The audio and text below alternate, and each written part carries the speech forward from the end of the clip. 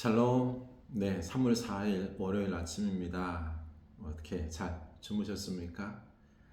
이제 3월 새봄이 시작되었습니다. 동작원이 좀 시샘을 했지만 이 봄을 막을 수는 없죠. 이 생명의 기운을 막을 수는 없습니다. 또 새로운 생명들이 파릇파릇 또 돋아날 겁니다. 우리도 영혼들이 파릇파릇 활기차게 돋아날 수 있기를 원합니다. 생명의 역사들, 그리고 또 새로운 희망의 역사들, 우리 삶 속에 어떤 빛들이, 좋은 일들이, 소망의 일들이 자꾸 우리 안에서 연걸어 갔으면, 돋아났으면 좋겠습니다. 그래서 소망 가지고 내 삶을 힘있게 살아가는 여러분의 모습이 될 수 있기를 축복합니다. 네. 그래요. 우리 먼저 호흡으로 집중을 한번 해봅시다. 깊게 들이마시고 내쉬면서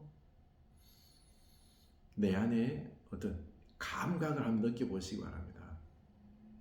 숨을 들이쉴 때 들어오는 것, 공기가 들어오는 것 감각, 그리고 또한 그 배가 불룩해 오는 것들, 그런 감각들, 그리고 나가는 공기가 나가는 그런 부분들도 한번 느껴보시기 바랍니다. 이제 평상의 호흡으로 돌아갈까요?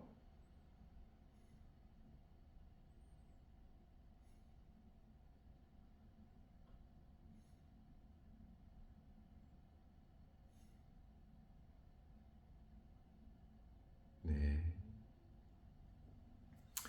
이렇게 호흡에 집중하는 것은 다른 건 아닙니다. 지금 현재에 집중하는 거예요.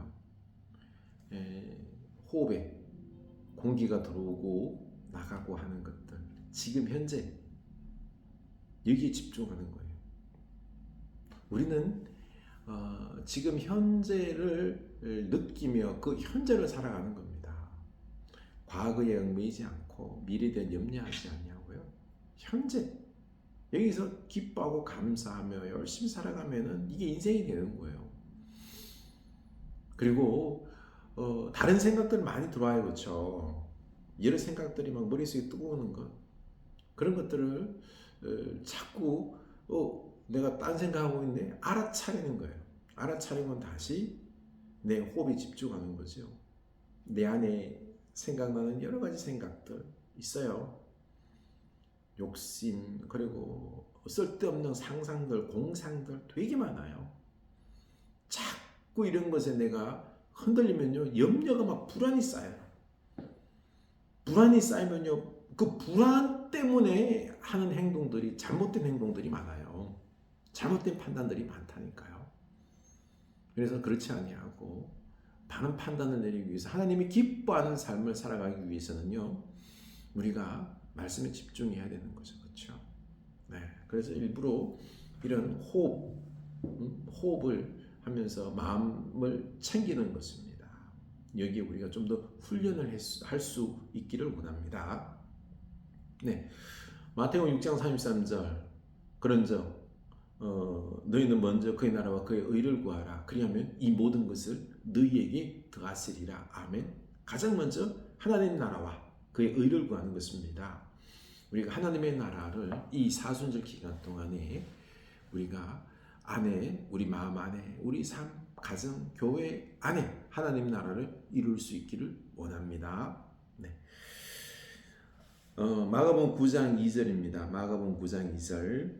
엿새 후에 예수께서 베드로와 야고보와 요한을 데리시고 따로 높은 산에 올라가셨더니 그들 앞에서 변형되사 그 옷이 광채가 나며 세상에서 빨래하는 자가 그렇게 희귀할 수 없음 만큼 매우 희어졌더라. 이에 엘리야가 모세와 함께 그들에게 나타나 예수와 더불어 말하거늘 베드로가 예수께 구하되 라삐여 우리가 여기 있는 것이 좋사오니 우리가 초막셋을 짓되 하나는 주를 위하여 하나는 모세를 위하여 하나는 엘리야를 위하여 하사이다 하니. 아멘. 네, 지금 예수님께서 베드로와 이 세 사람을 데리고요, 그 높은 산에 올라갔어요. 그런데 변형되었다 그랬죠, 그렇죠? 어떻게 변형되었죠? 그 옷이 광채가 나며 세상에서 빨래하는 자가 그렇게 희귀할 수 없을 만큼 희어졌더라. 영광의 몸으로 거룩하고 영광의 몸으로 변화되는 거예요. 그리고 변화되더니요, 놀라운 모습으로 영광의 광채가 나는 거룩한 모습으로 희게 변화가 되더니, 근데 모세의 엘리야가 함께 내려오는 것입니다. 그리고는 이 모세 엘리야와 지금 예수님께서 대화하는 거예요. 엘리야는요, 선지자의 대표예요. 모세는 율법의 대표이고요. 과거 있죠. 과거 그 율법의 시대 때, 구약의 시대 때, 그때 대표적인 두 사람, 율법의 사람 모세, 선지자의 대표 엘리야, 이렇게 예수님이 함께 이야기를 하는 것입니다. 이거는요, 하나님의 나라가, 영원한 하나님의 나라가 지금 현재 시간과 공간을 초월하여서 이곳에 인재해 있는 거죠. 다시 말해서 지금 제자들은요, 하나님의 나라를 보고 있는 거예요. 신비한 하나님의 나라, 영원한 하나님의 나라. 그들 구약의 사람들과 시공간을 초월하여서 거룩한 모습으로 변형된 그 모습으로 이야기 나누는 것을, 교제하는 것을, 영적 교제하는 것을 보고 있는 거죠. 놀란 거죠. 지금 이곳에 예수님께서는요, 이 세 제자에게 하나님의 나라, 신비한 하나님의 나라, 그 영광의 나라를 육신을 입고 있는 이 몸을 가지고 이 땅에서 보여주는 것입니다. 이 나라가 우리에게 주어질 것이다 라는 거죠. 이때 베드로가 그럽니다. 하는 말이, 우리가 예수께 가되 랍비여, 우리가 여기 있는 것이 좋사오니 우리가 초막셋을 짓되 하나는 주를 위하여, 하나는 모세를 위하여, 하나는 엘리야를 위하여 하사이다. 이 하나님의 나라가 얼마나 좋아요. 저 영광의 놀라운 하나님의 나라 너무 좋은 거예요. 그래서 그냥 여기 있읍시다. 초막셋을 짓고 주를 위하여, 엘리야를 위하여, 모세를 위하여 짓고 여기 있는 것이 좋겠습니다. 지금 베드로가요, 이 예수님께서 하나님 나라를 이루는 것을 방해하고 있는 것입니다. 그들은 좋을지 몰라도요, 그들 눈에 보기 좋을지 몰라도 하나님의 나라는 봤지만은요, 이렇게 이루어지는 게 아니에요. 하나님의 나라는 어떻게 이루어집니까? 예수 그리스도의 십자가 죽으심으로, 부활로 이루어지는 것입니다. 근데 이걸 이해를 못하는 거예요. 그냥 그들은 베드로는 몰라가지고 그냥 이곳에 초막셋 짓고 여기 있으면 좋겠습니다 라고 말하는 거죠. 그러자 이는 그들이 몹시 무수함으로 그가 무슨 말을 할지 알지 못함이더라. 이렇게 지금 지네들이 무슨 말 하고 있지만 무슨 말인지 몰라요. 그냥 이 시공간이 초월하는 영광의 모습을 보고는요, 그냥 두려워 떨면서 그냥 여기다 초막셋 짓고 지금 자기네들이 엉뚱한 소리 한다고 한다는 거죠. 그렇죠? 이때 마침 구름이 그들을 덮으며 구름 속에 소리가 나되 이는 내 사랑하는 아들이 너희는 그의 말을 들으라 하는지라. 문득 둘러보니 아무도 보이지 아니하고 오직 예수와 자기들 뿐이었더라. 이게 하나님께서 음성으로 말씀하는 거죠. 이는 내 사랑하는 아들이니, 예수 그리스도가 아들이라는 거죠. 그렇죠? 이제 제자들에게 예수님의 정체성을 이야기하는 겁니다. 이는 내 아들이다, 메시아이다 라는 거죠. 그리스도다 라는 것이죠. 그리고는요, 너희는 그의 말을 들으라. 여기에다 초막셋 짓는 게 그게 아니라는 거예요. 그의 말을 들으라. 그의 말이 뭐지요? 예수님께서 십자가를 지시는 것입니다. 그 다음 볼까요?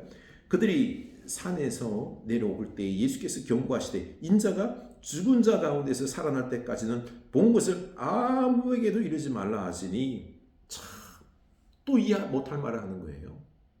인자가 죽었다가 다시 살아날 때까지는 이 본 것을 아무에게도 말하지 말라. 이 하나님의 나라의 이 거룩한 영광의 모습을 아무에게도 말하지 말라는 거예요.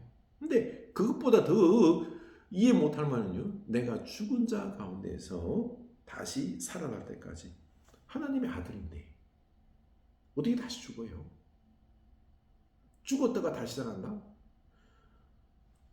하나님의 아들이 죽을 수 없잖아요. 그렇죠? 어떻게 죽어요? 근데 죽은 자가 또 어떻게 다시 살아나요? 이거는요, 이들에게 도저히 이해할 수 없는 말인 것입니다. 예수님께서 메시아로서 죽었다가 다시 살아나야 된다는 이 거룩한 구속의 사역을 감당하기 위하여 이렇게 할 것이다 라는 것에 대해서 지금 말씀하고 있는 것입니다. 그런데 제자들은 모르는 거예요. 깨닫지 못하는 거죠. 도저히 인간의 논리로는 생각이 안 되는 거예요. 이해가 안 되는 거죠. 그렇기 때문에 하나님께서 그의 말을 들어라. 예수님의 말을 들어라. 이것이 하나님 나라를 이루는 것이다 라는 것입니다. 그래서 이에 예수께 묻자와 이르되 어찌하여 서기관들이 엘리야가 먼저 와야 하리라 하나이까 이르시되 엘리야가 과연 먼저 와서 모든 것을 회복하거니와 어찌 인자에 대하여 기록하기를 많은 고난을 받고 멸시를 당하리라 하였느냐. 그러나 내가 너희에게 이르노니 엘리야가 왔을 때 기록된 바와 같이 사람들이 함부로 대우하였느니라 하시니라. 이 메시아가 이제 말라기 3장에 나오는 그 말씀을 이야기하고 있는데요. 메시아가 오기 전에 있을 징조, 선행 조건이 엘리야가 다시 오는 겁니다. 엘리야가 다시 나타나는 거죠.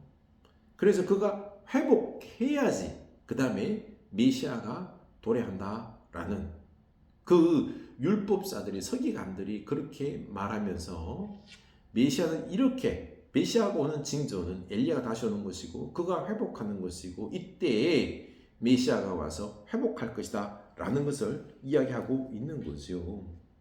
그러나 예수님은 그러는 거예요.